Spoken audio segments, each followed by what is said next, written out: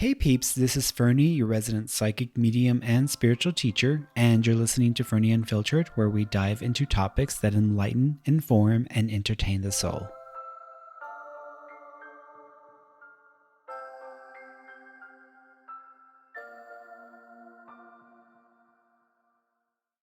Hey everyone. So I recently had the opportunity to interview a very special channeler, Paul Selig. He's been doing this work for a very long time, and I was really excited when I got the opportunity to connect with him and just get to know him a little bit better. And over, several weeks and months, we've kind of become friends. And now it's just such a pleasure and an honor just to be able to have him on my podcast. But one thing I've got to say is that I love how down to earth and how authentic he is, and he doesn't shy away from really giving you his opinion, or just expanding on something from Paul's perspective. So I really appreciate that about him. And this interview is more around not so much the body of work that Paul has brought into the world, because I mean you can go and read his books. I mean, I've got his book right here, Realization, which is his latest in the series that he's been working towards. And I am super impressed with just the information in itself. I mean, just listening to it on an audiobook form when I do my walks has been quite enlightening and informative. And it really takes spiritual knowledge and higher knowledge, and it takes it to a completely different level and quite impressively helps you to grasp pieces of information and knowledge that under normal circumstances you wouldn't be able to. And I think it's because of the method, because of how he channels his guides and how he channels this information through his vessel, through his body, through his vocal processing. So I'm just super impressed by the knowledge itself. So that's one thing. But what really has been such an opportunity for me is just to get to know him on a personal level.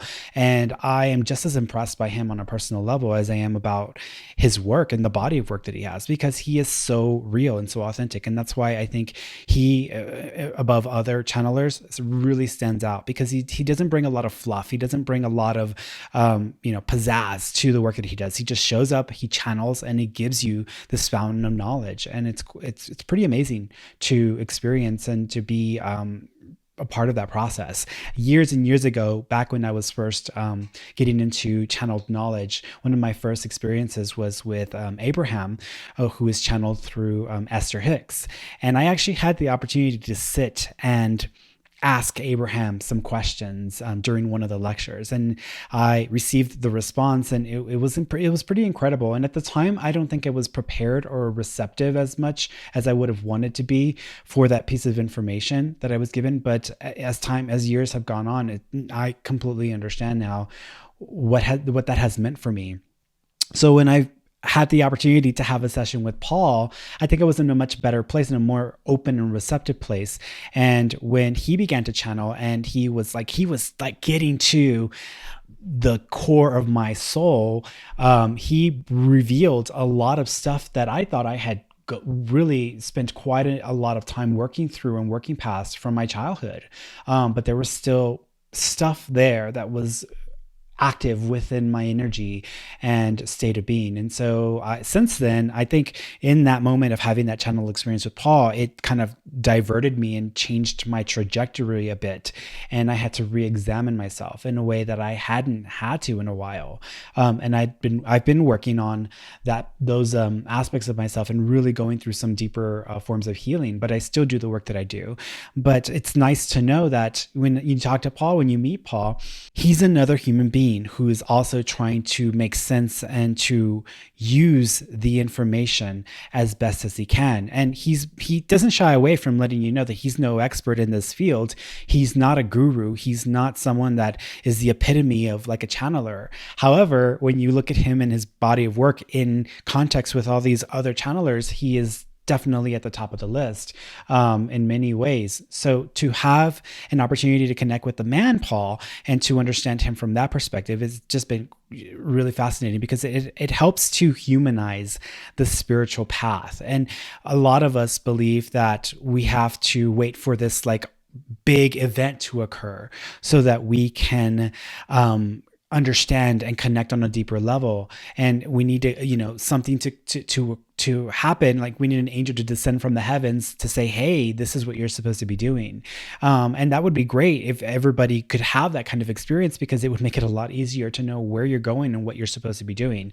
But my experience hasn't been in anything like that. And I, for years, didn't know what I was exactly supposed to be doing. I just felt a call and felt a need and kind of pull into this type of work. And it's just progressed over many years of consistent effort and application and practice.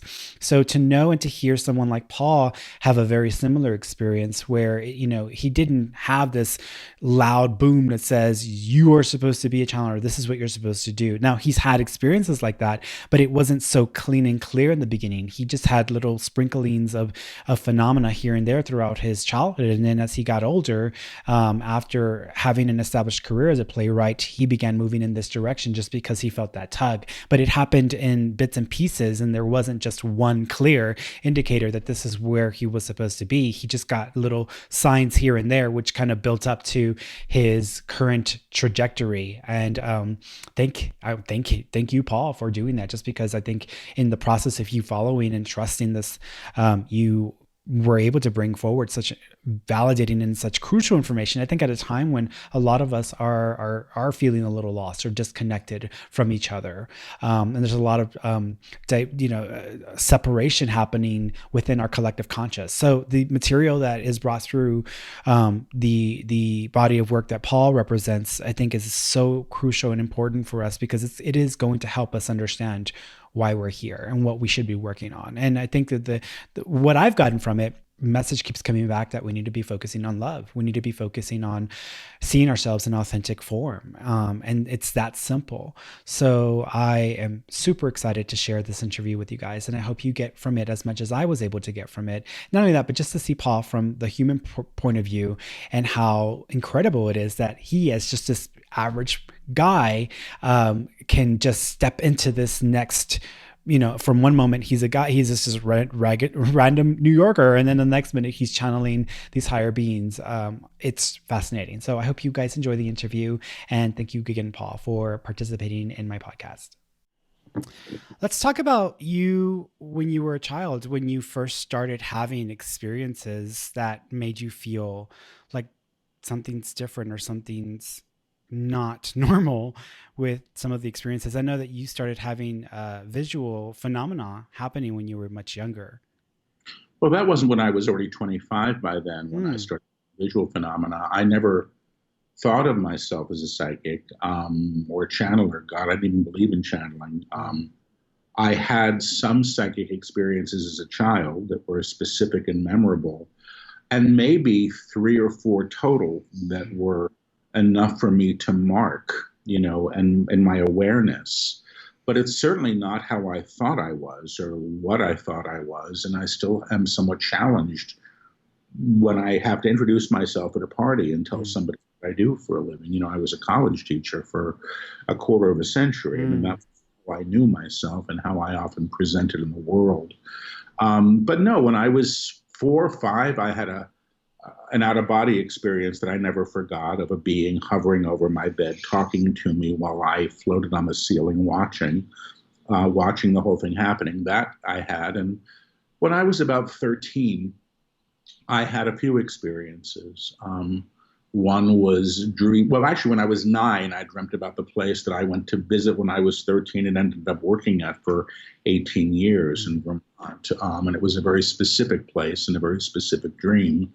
And I never forgot it. When I saw that it actually existed when I was 13, I couldn't believe it. And when I was 30 and I was invited to go teach there, I was even more shocked. But, I started to open up in my mid-20s in a remarkable way and an unexpected way. And I think I'm still, almost 30 years later, catching up with all of that. Did you ever find, I mean, those were already some pretty significant experiences for someone to have at just at different points in your life. Yeah. Did you question some of those experiences when you got older and you started to reassess some of those? Yeah, I mean, I look back on them. I talked about all of them when they happened. I mean, they weren't my private things. Mm. Another one that I had, which was when I was 13, which was my oldest friend, Christine, who was living in New York, and I was living in Massachusetts then, told me in a dream that her father had died. And in fact, he had. I mean, those kinds of things, they were all strangely provable, except for the out of body experience, which I may never understand, but they all were important later in retrospect because they helped me put together some pieces about myself and my life that had been sort of relegated to the sidelines. I had Mm. been a playwright when I was young and studied it, and that was all about sort of hearing voices and opening up and sort of becoming a conduit. But I wouldn't have thought of it in those terms at the time. In retrospect, in some ways, I suspect I was being prepared for the kind of work that I do now. Mm. But no, at the time, this was all just stuff, like probably not much more important than other stuff. But I never thought of myself as special. I thought of myself as different from everybody for a whole bunch of other reasons, but not because of the psychic work, no. Had your family had any idea or even just awareness that you were going through this process, or was this something you kind of brought to their attention when you started experiencing these different phenomena? Well, the experiencing of phenomena was a side effect of other Mm. things.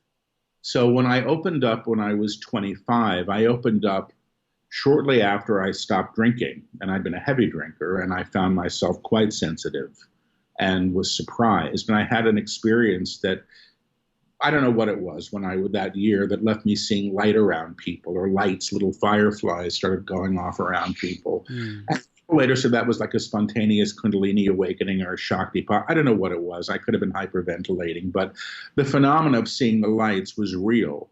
And then feeling energy was real. And I studied a form of energy healing when I was maybe 30. And when I started practicing, I opened up gangbusters. That's when the clairaudience really clicked in. I'd had a couple of experiences of clairaudience prior to that, but the way that I channel now, I didn't even know was possible. My family didn't know what to make of it, and I wasn't talking about it. I wasn't looking to be known for this work. It wasn't until I guess the first book was published, and there are 7 in print so far. And the first book was published about 10 years ago, that I had to make the decision to become public with what I was doing. I was doing what I was doing very quietly. I wasn't looking to make a living doing it. I was channeling in my living room once a week and doing energy work and seeing the occasional client. But it was what I did because I was so interested in it. It wasn't what I was doing because I thought I could make a buck, or get a career. I liked my career. I liked teaching, I liked what I did, but I was fascinated by this stuff. So I kept doing it. So my family has come around. My younger brother reads the books, which I think is quite lovely and remarkable. And my mother has tried to read the books and can't. She said the book focus too much on forgiveness, and she's unable to forgive. And I understand that, I guess. But, the psychic work that I do, I mean, I've gotten known for it, and I've, developed hopefully a decent reputation as a practitioner and as a channel. But I think of all that stuff as just what I do. It's my job. It Mm. used to be the thing that I did. Now it's my job. I show up. I'm really good about showing up. I do my best to stay in my integrity with everything that I do. So, that's it. I don't think of it anymore. And maybe it's because it's been with me for so long as that remarkable or that special or that unique. Yeah. Some people can touch their tongue to their nose. I can hear guides who, dictate whole books through me. I mean, it's a weird ability, but that's what I do. So you were originally a playwright and you started to do work in this field. kind of like as a hobby, I guess, on the side, what guided you in the direction of wanting to pursue it in that regard? Because I mean, even just taking it up as a hobby for a lot of people, it's seen as like, okay, it's weird, or you're learning. Did you go into it with the idea that you were going to be channeling, or were you focusing more on just trying to heal? When I started opening up psychically, and I was in my mid-20s, I didn't have a context for what I was experiencing. And somebody said, go see this person. They do energy healing. Maybe they can talk to you. And so my entree into this world wasn't through studying mediumship or a spiritualist church or anything like that. I studied a form of energy healing. And it was the height of the AIDS epidemic in New York, and everybody that I knew was dying. That's really what was happening. And there were these pop-up places that began, and I got a phone call from one of them to volunteer to do energy work with people who used to come to that center. Mm-hmm. And I found that when I had my hands on people, I started to hear things for them. So my clairaudience has always been in service to other people. And it was around that time that I started a group that met in my apartment. And that's where the channeling began. And the channeling began initially in fits and starts. I was hearing fragments. I was hearing instructions. The guides I worked with didn't start lecturing through me until 2008. And I suspect it's because I stopped smoking in 2008. They told me in a group finally, they said, we'd like to continue working with you, but you really need to attend to this. And I wasn't a light smoker. I smoked 4 packs a day and loved it. But I was really doing my best to curtail my own clairsentience or my own empathic abilities. And with that, I was curtailing my ability to serve as a channel. Mm. So when that was out of my system, everything really opened up. I had been surprised by my abilities in my early 30s. After I studied healing, I was fascinated by it. The career stuff happened. I mean, honestly, it was like pulling teeth to get me out of my old jobs. I had NYU for 25 years. I was running a graduate program at another school for 18 of those years, and comfortable enough. But when the books started coming and there began to be enough of a public presence with this work, I couldn't pretend I wasn't doing it anymore. And also, I couldn't rationalize anymore flying back from doing a workshop on the West Coast on a Sunday night, red-eye flight, to make a faculty meeting at 9 a.m. at New York University. It was too much. And finally, I just said, okay, I'll do it. This is the work, I'll do it. It wasn't really planned. None of this was really planned by me. I suspect it was planned by the guides I work with. I was told once, when I had the worst writer's block as a playwright of anybody I've ever met in my life, it was brutal. And it went on for years and was the source of a lot of shame. And I remember hearing once, not long before the first book came, I said, am I ever going to write a book? And they listed some insane number of books. And I thought, I'm not going to live that long. How's that going to happen? But the books take about 30 days of dictation, from the guides. Now, initially, I used to do them all in consecutive days. The first book was 2.5 weeks. The second book was about 30 days. And that was a 500-page book that, required no editing. I mean, it was nuts. And the books now, it's about 30 days worth of public sessions. But I do the books now publicly in front of audiences because it's a time saver, and the guides need somebody to talk to anyway when they're dictating. I can't do it in a room by myself. Somebody has to be there to listen. So, when the book started coming, and I began to have to be accountable to the fact that, yes, it was Paul that was showing up for this and doing this work, even though it wasn't necessarily a planned event on my part. So you kind of had to have a sense of trust and faith in the process, even when you didn't have enough to validate that it would turn into what you were being told. It's still the case. I still don't understand some of what comes through me. The teachings that come through the guides are quite challenging to me. And I'm responsible for one thing, which is showing up as present as I can for the dictation. I don't think that channeling is some exotic thing. It really is dictation. It's stenography. You know, I don't change it. The way it comes out of my mouth is what's sent to the transcriptionist, and that's what ends up in the book, and that's the end of it.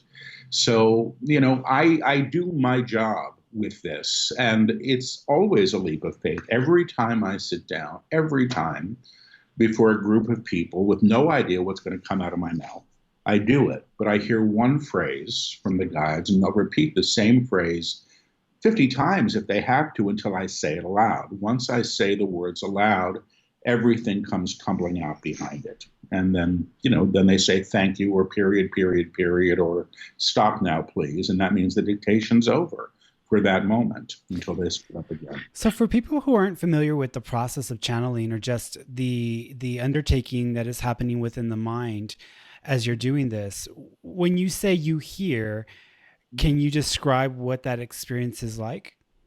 It's changing again, which is funny because I was channeling last weekend in Vancouver, and Vancouver, you know, British Columbia, and I had a very different physical experience than I'm used to, which was much more full-bodied, and I was surprised by it. When it started, it literally felt like somebody was pressing their lips against my forehead and impressing the words, and I would feel the vibration of the words and then form them with my lips. And that's when I got into this odd habit of whispering and repeating the words, which is still something that I do, although now not all the time. My physical ears aren't being utilized. I recently, just a month or so ago, some neuroscientists rigged me up to some machines and to see what was happening. And I guess whatever you have in your brain that's the auditory receptors, they do light up when channeling. But my physical ears don't seem to be used at all. It really is an impression. I can't describe it except to say I'm familiar with the energy, and I'm familiar with the cadence and the vibration and the sound of the voice that I hear. But it's all sort of coming in and out like that. So it's not like there's a voice in the other side of the room yelling, "Hey, Paul, listen over here." It's much more like I'm wired up for the dictation, and the dictation comes in its way, and then it's over.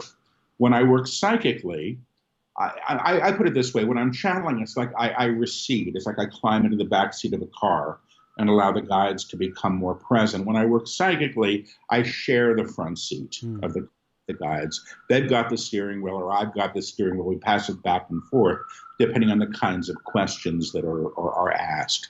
If somebody says, "Where should I live?" my guides couldn't care less where I live, as long as I'm doing their work. You know, their agenda isn't if I ever find a partner. I wish it was, you know, but I don't hear that.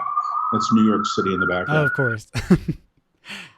So, but, you know, I can access that information at times for people through the psychic abilities. So I tend to say, you know, I'm a radio. That's my job. And when I'm channeling, the station that I'm tuned into is the guides. When I'm reading, the station that I'm tuned into is the person who I'm reading for, or the people that they ask about. Then I can tune in and hear them and for them, which is a bit different. And then the guides can come in for some commentary as needed. When you were first beginning to vocalize this process, did it start off as an automatic vocalization of this, or did you start off just writing down what you were thinking or what was coming through, or how did that process progress? I wasn't planning on it. It happened. I wasn't trying to teach myself to channel. I wasn't trying to learn to channel. I had asked a teacher that I had in the early days when I was studying healing if I could do a little group and do some of the work that she was doing. You know, I couldn't attune anybody. I couldn't do the kind of work she was doing, but I thought it would be nice to sit in the energy with some people. And she said, okay. So I invited this. I actually didn't invite. The guides told, the only thing that I heard about the first group was don't advertise. So it shocked me. So I didn't. And for some reason, I ended up with an apartment full of people. And we sat down to do the meditations that I had been taught. And all of a sudden, I started hearing. All of a sudden, once the group was convened, I started to get information that had nothing to do with what I had planned. And that was the beginning of the work with the guides. Once I was willing, they show up. Once I became willing to transcribe their lectures, which didn't happen until 2009, 9, I think, when I began transcribing and recording, then they brought through the books. But no, I wasn't doing written channeling. I wasn't trying to develop psychically. It just happened. And and I was surprised, as anybody. When I first started, did that group, I used to say, I think I'm hearing, I think I'm hearing. And after a month or two of this, people just said, Paul, just say what you're hearing. Don't say I think. And then I learned to get out of the way more. But as I said, the work that I do, for whatever reasons, always showed up for other people. I don't read all that well for myself. That's not what it was about. So, because I was hearing for other people initially, I was able to get the feedback about the accuracy of the information, and that helped me to trust it. And with the channeling, there was energy that would come through. So the group that I was convening in my apartment that met for all those years, I wasn't doing it to channel. I was doing it because I wanted to be in the energy that used to come through, which was so palpable. And the experience of, higher vibrational energy was fascinating to me. I loved it. And I wanted to be in it. And to be in it in a group was a powerful experience. So that was why I continued to do it. And by continuing to do it for 18 years, I was apprenticed, I suspect, as a channel without even my knowing that that's what was happening. I was being developed to do the work that I now do. When you do the channeling of the guides versus the one-on-one channeling that you do with people in the psychic work, are there subtle differences in the way that the energy is being experienced on your end? Are there subtle variations in that interaction? It's not so subtle. When I'm channeling before an audience or when I'm doing a book dictation, I'm really strapped into the chair and they're going to keep talking until they're done. And they're teachers. The guides are teachers. They're lecturing. They're not talking about whether somebody should paint the baby's room blue or pink. I mean, that's not their stuff at all. Although people ask those kinds of questions, as you know, in readings. What do you want? Whatever you want is the answer. So when the guides are teaching, there's a very strong intent behind it. When I'm reading, I'm hearing clairaudiently, or telepathically, really, aspects of the client and people in the client's lives. And when I go to the guides will come in to confirm things, to explain things, to talk about larger issues of development. Once in a while, I'll do a reading. The first thing that I do when I read is I just step into the person I'm reading for, and I feel what it's like to be them. And there's a whole physical vocabulary that I get. My body changes, my face changes, all of this information comes, and then the hearing comes. Sometimes I do this and the guides come through bang right away, and they're coming to teach that person. And if they start, it's going to be a comparable intensity to when they lecture. But if they come in and sort of explain why somebody has a block and how it was developed and at what time in their lives and through what relationships or situations, they may do that. Or I'll get that information psychically and they'll come in and confirm it or adjust the application of how to work through it, because it may not be something that I'm accessing, but something that they have information that they can support a client with. But that's really it. So, when I do my private work, people want to know sometimes about world events or, cosmic teachings. And that stuff is generally relegated to the workshops and the books. When I'm reading an individual, their reading is for the individual. And if there's information the guides want to bring to the individual, certainly they will. Have you ever experienced any environmental changes whenever you've been doing this work? For example, whenever I go into a mediumship mode and I'm doing a reading for a client, if the cats are in the room with me, as soon as I start the work, even if I had been having a conversation with the light company an hour before, there's no reaction. But once I start going into mediumship mode, they get up and they leave and they don't want to be around for the work. And I've noticed that you in the past have channeled when you've got your fur baby with you, sitting in the chair. Have you noticed any changes in the environment around you or? reactions? Well, there's an energy that comes when I work that's palpable and people can feel. Darla was my dog who's in some videos. She's passed, and she loved the energy. She'd pass out in it.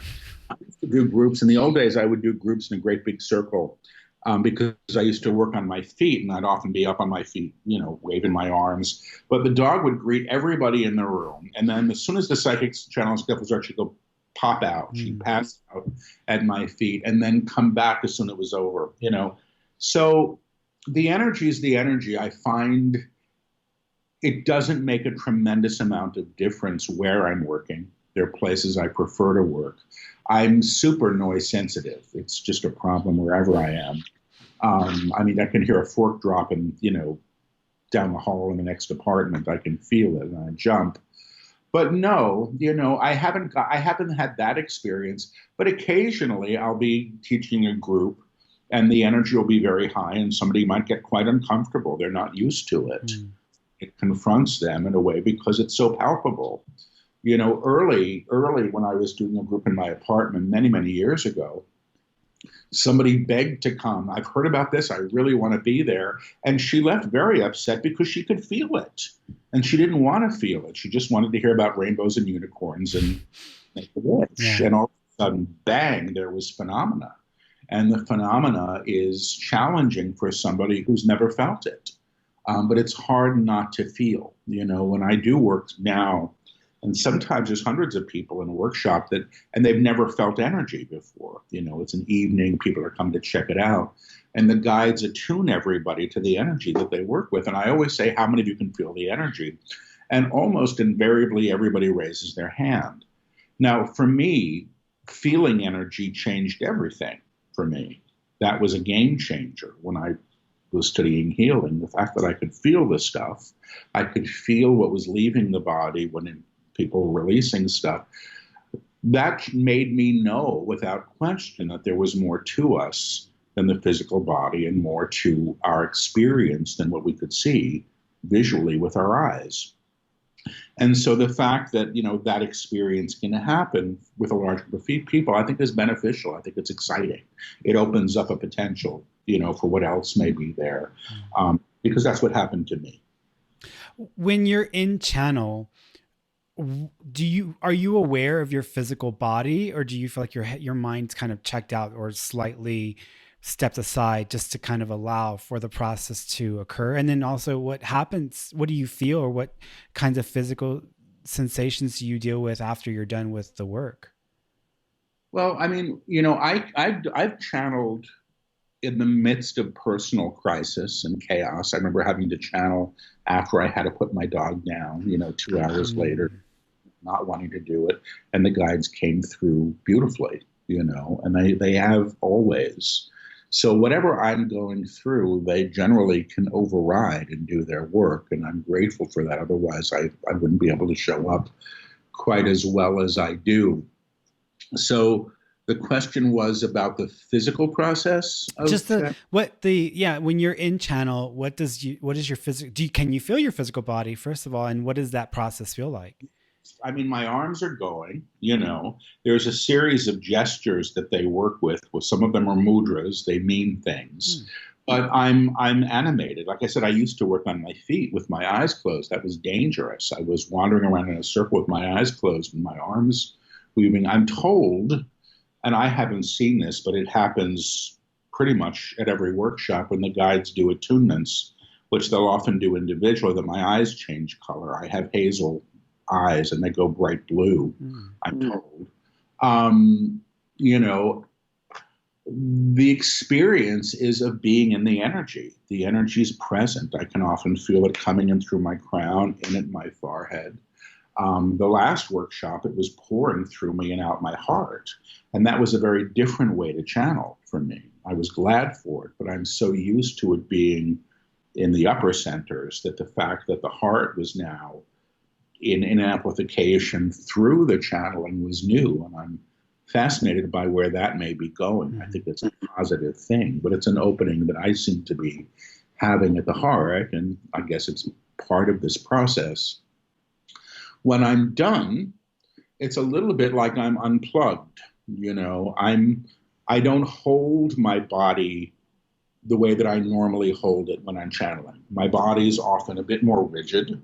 Um, you know, I'm not aware of it until I stop, and then I sort of just collapse a bit like a rag doll.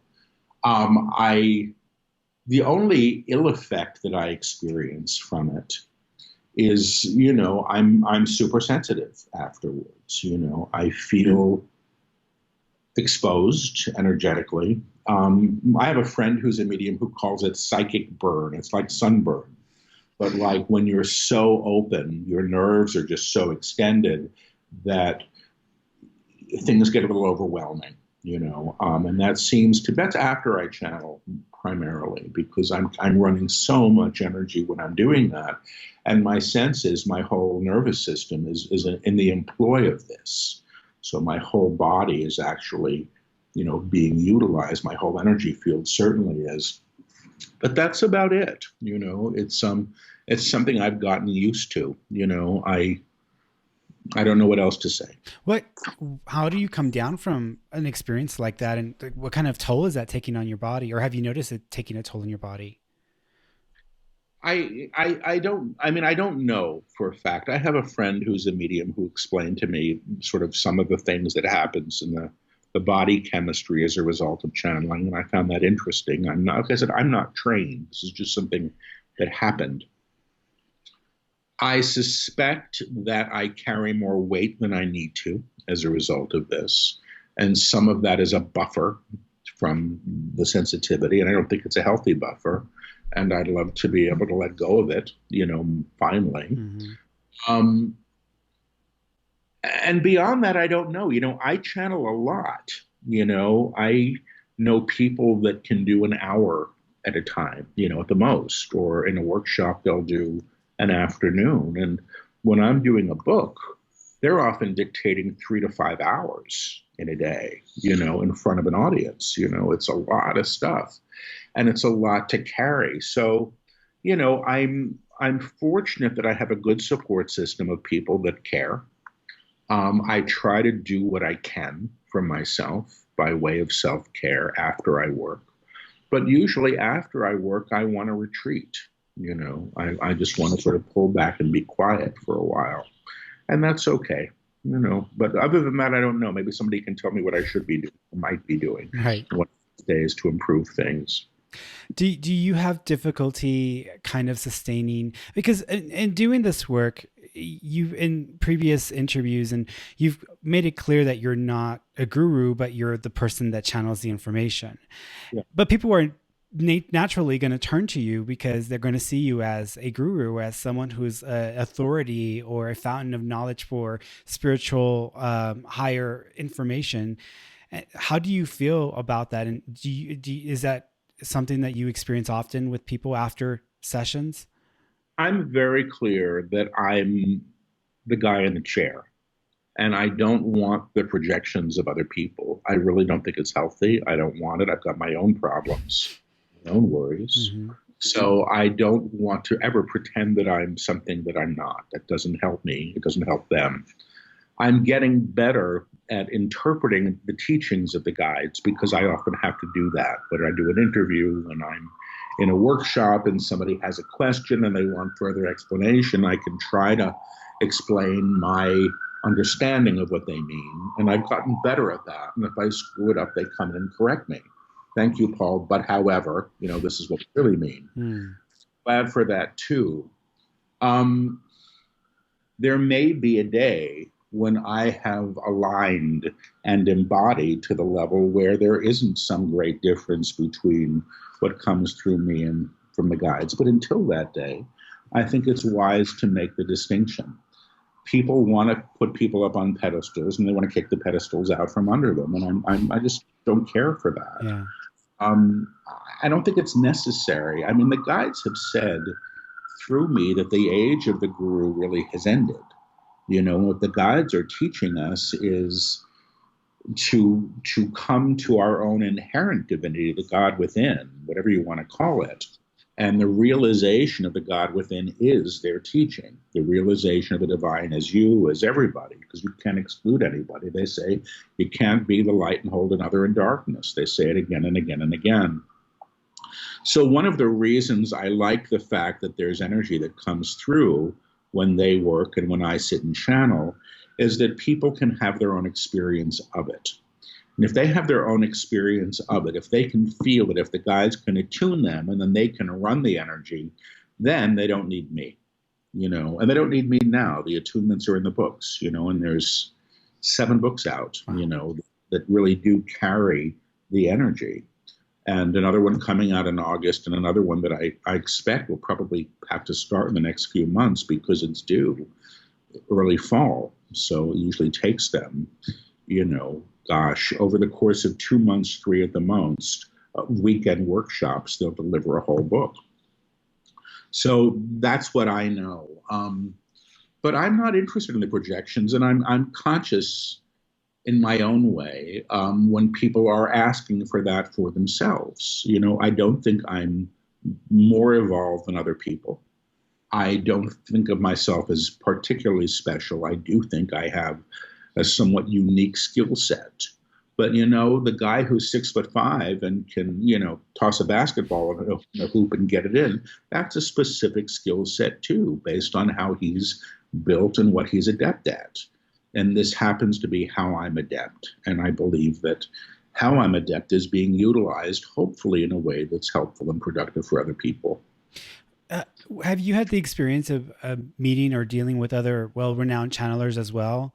And is there a sense of camaraderie there with other channelers, or is it kind of a mixed bag of experiences? I really don't know. I have a few people I know that channel who I respect. I'm not on the circuit. I don't know if there is a circuit for what I do. I think there's a small handful of us probably in the US that are visible. And I guess because I've got all this work in print, I've become a bit more visible than I used to be. If I didn't have the books, I don't know if anybody would know who I was, and that would be okay too. But no, first of all, I don't read other people's stuff. I don't read any of the other channel works that are out there. I read half of the Seth book when I was a graduate student at Yale 100 years ago. I didn't even finish it. I was too busy partying in those days. And I thought that was fascinating and amazing.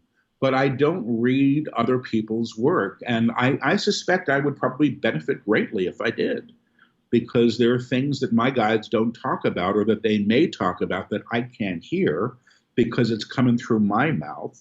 But if it was coming through somebody else's mouth in a different language, I might say, oh, that's great. That helps me so much. But I feel, rightly or wrongly, that I want to keep this clean. Sometimes somebody will say to me, well, what do your guides say about soul contracts? And I say, absolutely nothing. That's Carolyn Mace's work. That's just because somebody has a title for something doesn't mean that it's in the zeitgeist. The guides I work don't really talk about dimensions. They talk about octaves, octaves of music, and tone. And this reality, they say, is a shared octave with low notes and high notes. And the vibrational field that we hold is aligned to this octave. What they're doing is supporting us and lifting to the octave above it, which they call, Christ mind, or the upper room. It's a higher vibration. Now, other people talk about ascension, and my guides may be talking about the same thing. They use the term ascension rarely, but mostly they'll talk about what they call rearticulation. They say we're all an articulation of source. Everything that we see and can imagine is of source, because they say there's one note playing in the entire universe that's an articulation in different forms. Everything is of the same source or same note. And they talk about transposing the music that we are to play in a higher octave. They say any song can be sung, any note can be played in a higher octave into infinity, even if the ears can't hear it. So that's how they talk about this stuff. And I don't know, others may as well. Somebody told me recently that the spiritual teacher, I think it was Gurdjieff, talked about octaves. And I thought, wow, that's really great. I'm always relieved when I hear that other people are talking about this stuff, because then I don't feel quite as out there in a limb.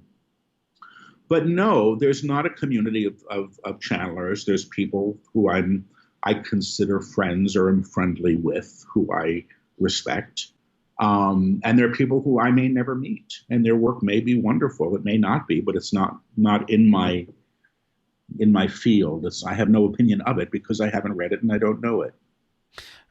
With you started off kind of as an atheist or agnostic, and going through this whole experience, I mean, all these years of information and knowledge, and how has that changed you in that sense? Have you become more spiritually connected, or do you consider yourself spiritual? Yeah, I consider myself spiritual, but I don't consider myself spiritual in that it means I walk around saying namaste and wearing white and,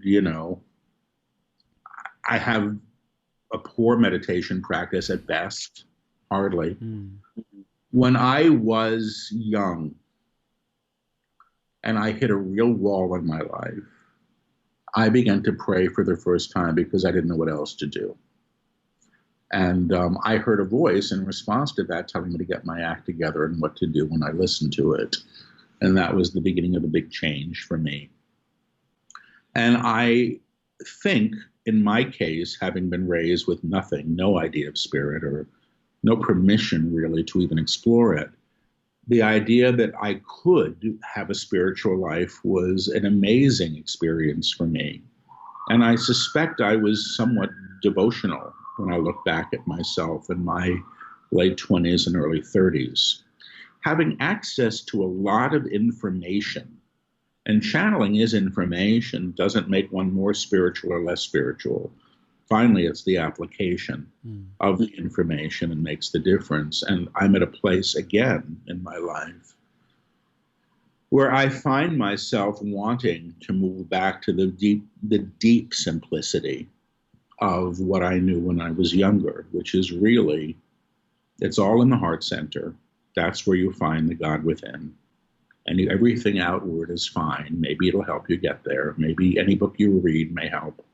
But finally, I suspect it's all about our own relationship to the infinite, which I believe is found within. You can call it what you want. Some people the guides call it the true self or the divine self or the Christ within. There's lots of names for it in different disciplines.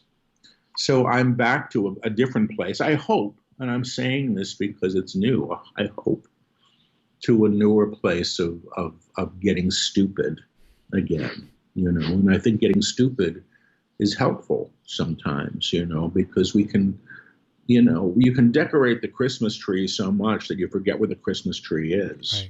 Right. And the guide's teaching finally is very simple. Finally it's very simple. Know who you truly are.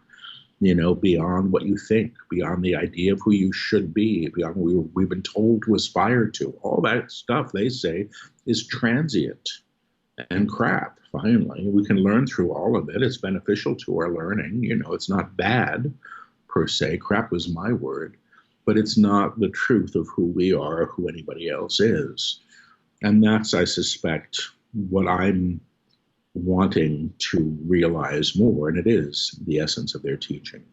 I think that's one of the things I appreciate the most about you is that you are so down to earth and so normal in a sense where if you're walking down the street, you're not going to think, oh, this person's a world-renowned channel unless they know you, they know of you. But, there's no bright lights behind you. There's no fireworks going off. There's no extra fluff that makes you just show up, you do the work, and then that's it. You go back home and you spend time with Lily, your baby.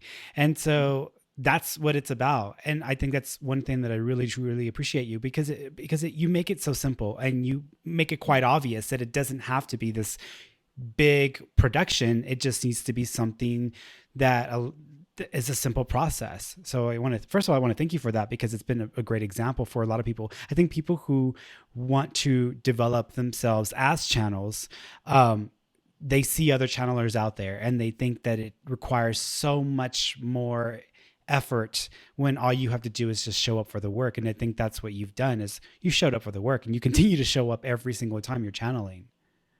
Thank you. I appreciate that. I did a talk in Seattle last week at a bookstore.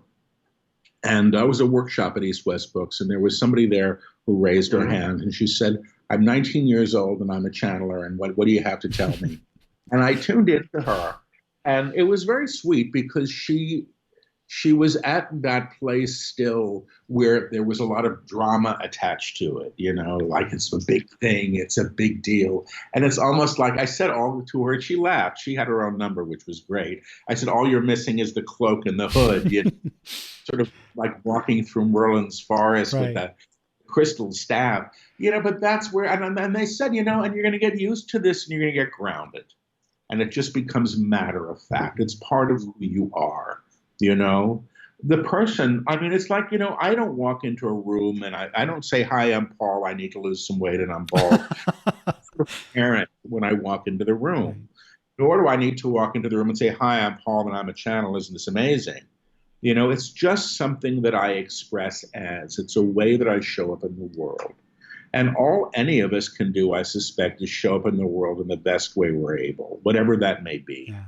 I don't think the fact that it has attachments of spirituality or exoticism or specialness attached to it makes it special. Do you understand that? Like, if my dog is sick, I want to vet. That's the most special person in the world at that time, Right. It's just if I get in a taxi, I want the guy to know how to drive well. That's he's being himself. It's all valuable, all of it.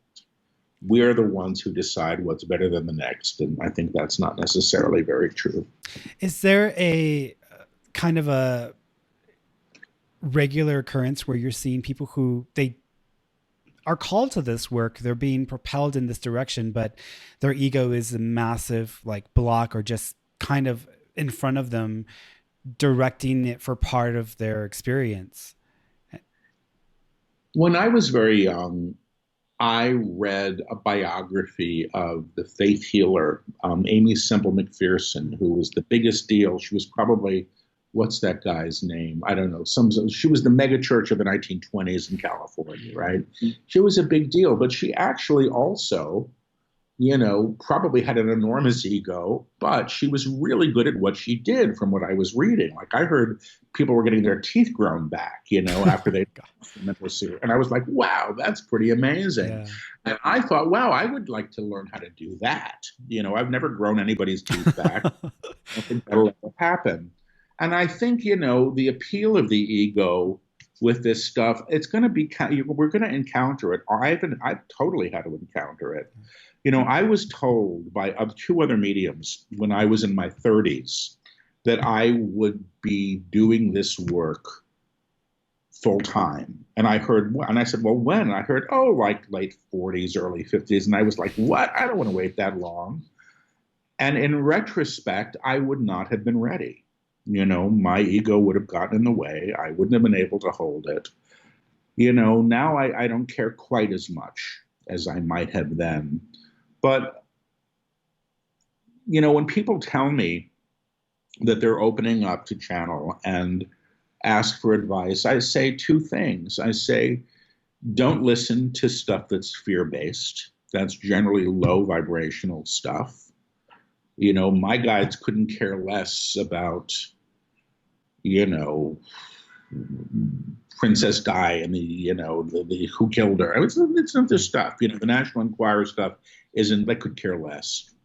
They're here for something higher. So don't listen to fear. And the other one, which is an important one, is don't listen to stuff that is about self-aggrandizement or uniqueness, because those are appeals to the ego. And I think that there's some truth to that. I think the desire to be special and I think all of that's our human selves, but I think it can, it's not what this stuff finally is about. So yeah, I think we're all going to deal with it in stages as we go on the journey. I think that's part of becoming aware and awake, is to find out where we're denying the light. The guides say the small self or the personality self knows itself through history. That's all it has to go on. So it aspires to what it's been told to aspire to. The true self could care less. It knows who it is already. It isn't seeking to be seen, you know. It just shows up for its work, which is realization. And the realization of one, I believe, supports the realization of everyone, because you begin to hold that light and light what you encounter. And I think that that's a gift. You know, that's part of what it means to be in service. It's another thing I really appreciate about you, because you are so candid and you are very honest about your experiences and uh, dealing with the ego and trying to overcome that. I mean, I came from a background where I was, physically, emotionally, and sexually abused. And when you come from an environment where you're not loved and you feel like nothing, and then all of a sudden you have this talent or skill that just brings the spotlight onto you, it's natural for the ego to get in there and say, oh my God, I have something that can validate that I'm special or I'm deserving or worthy of love. And for me, that's been an ongoing process to not let my ego direct how I'm going to put myself out into the world and what kind of work I'm going to be doing. Yeah. But you're also claiming your inherent worth through this. And I think claiming one's inherent worth isn't necessarily, I mean, I think you can have a healthy ego. I don't think that the ego, I mean, there's a reason for that. It's healthy to be able to say, hey, stop stepping on my foot. That's not okay. That's fine to be able to do that. But it's funny. I had a nightmare last night where I guess I had never become sort of doing this work, and I'd lost all my academic appointments and feeling really bad for me, Yeah. I woke up and I went, wow, that's really interesting. You've got 7 books in print now. Well, that's not necessarily your truth, Yeah. but I think that there's a part of me still that knows himself through all that old shame. Yeah. My childhood was no piece of cake either, believe me. So, learning to sort of develop and encounter those parts of ourself, I think is just part of the growth that we're here for. I don't think you can avoid it when you do this work. I really don't. Yeah. I think if you're going to stay healthy, you're going to have to deal with it. Those dreams, I think, are common, I guess, for people like ourselves, because I have like 4 of those a year where I've gotten to a certain point. I'm pretty happy and comfortable with where I am. And then I'll have this dream where it's all gone away. I'm back at Starbucks and I'm not even a store manager at that point. I'm just someone in the back room having to figure out how to get the order done or how to make, this or that. And I'm like, and it's kind of traumatizing and almost PTSD like, and I have like 4 of those a year. So it's nice to know that you still have those kinds of dreams as well. I do. I have one where I'm back at NYU, seeing if I have a class load, being told I don't teach there anymore. And then some kid comes to me and says, oh yeah, I heard about you. You work at Kinko's now. Oh my God. I guess I must. He told me I must work at Kinko's. Nothing wrong with working at Kinko's, but it's as if this stuff never happened. But at least in my case, this isn't what I expected. The life that I'm living now is not what I had planned for, at least on a practical level. I'm still having to adjust to the good and the bad of it. It's what it is. Do you ever have that part of your personality or that old energy get activated when you're making the media circuit or you're on, well-known networks or meeting people who are well-established? Do you ever have that part of you kind of get re-triggered? Not really.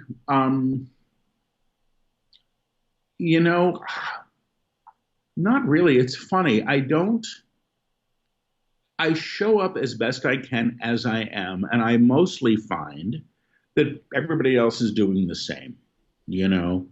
People are showing up as best they can. So I'm not hungry to give my authority away to other people.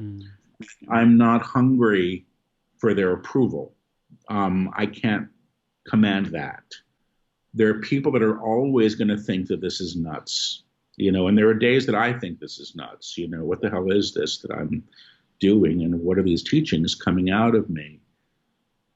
But that's it. So no, the imposter syndrome stuff, especially around the media stuff, I understand that people are perceiving me in a role through what I do. And they're curious about what I do because it's curious. And then I can try to answer their questions and go about my business. But at the end of the day, I'm still going back to my hotel room or back to the apartment with the dog and hoping that there's something on the room service menu that I can eat. Yeah. And that's about it.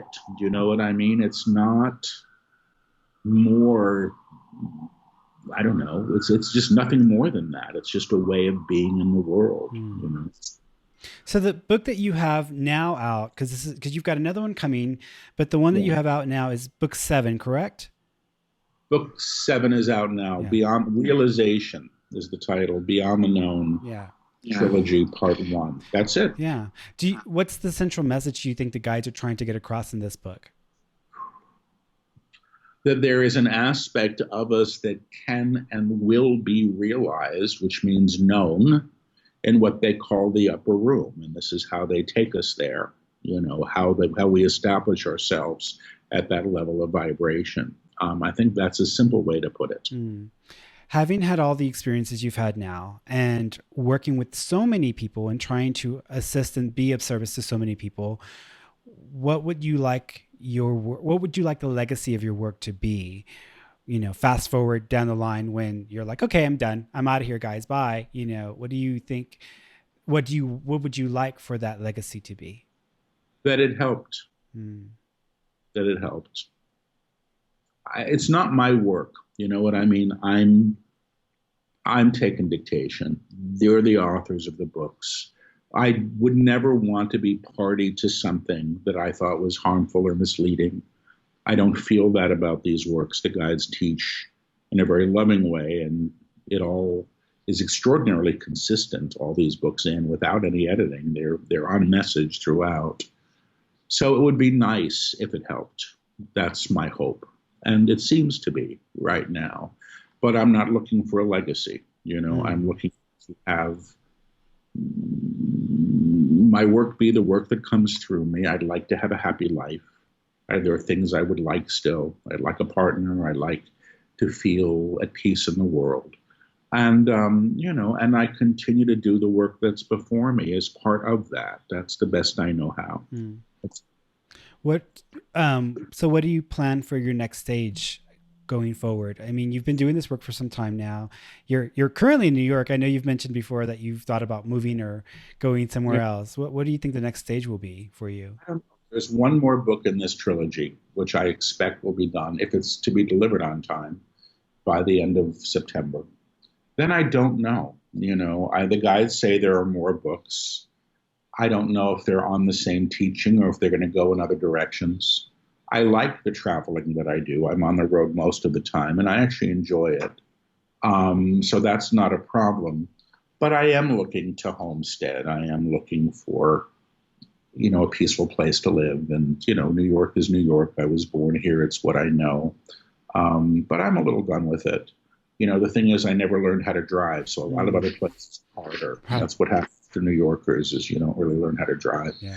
So we'll see. I don't know. It's uncharted territory. We shall see. Well, driving is no picnic. I'll tell you that. So coming from Houston, where it was a city of 7 or 8 million people, when you drive, you feel like you're going to just implode on the inside. And, after a day or two, you get used to it. But every time I go back there, it's like a shock to my system. And I'm like, oh my God, I don't even know why I do this to myself every time. Well, thank you so much. I really appreciated you just being on the podcast and also coming forward and sharing aspects of yourself that I just find so fascinating and curious about, because there's the work, there's the body of work that's here, but then there's the person behind the work, and the person behind the work is just as interesting, if not intriguing, because of the process and all that you've had to go through and just the history from it. So I just want to thank you for just sharing not only the work, but yourself as well, because for me, that has made a world of difference in my life. I appreciate it. Thank you for having me. Thank you. If you enjoyed this episode and want to hear more, then like, share, and review my show on your favorite podcast listening platform. You can also follow me on Facebook, Instagram, and for more information about myself and the work that I do, check out my website at www.fernandomorone.com. Till next time, kiddos, and be sure to have yourselves a namaste.